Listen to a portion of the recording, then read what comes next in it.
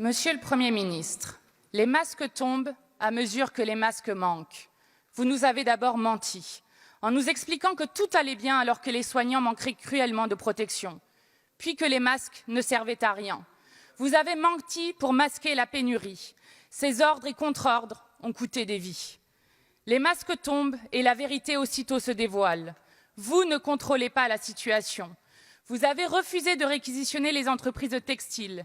Les couturières ont dû pallier la défaillance de l'État, qui plus est, sans être rémunérées.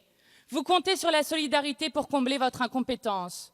Aujourd'hui, la colère se dispute au dégoût. Des masques qui apparaissent comme par magie lorsqu'il s'agit de profit.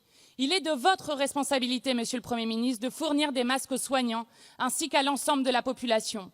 Il est de votre responsabilité de tout faire pour assurer la sécurité sanitaire de la nation.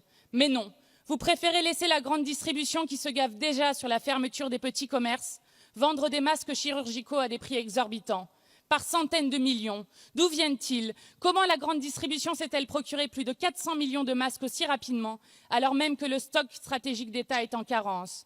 Quand c'est Leclerc qui commande, les masques arrivent immédiatement. Quand c'est l'État, ils arrivent en juin.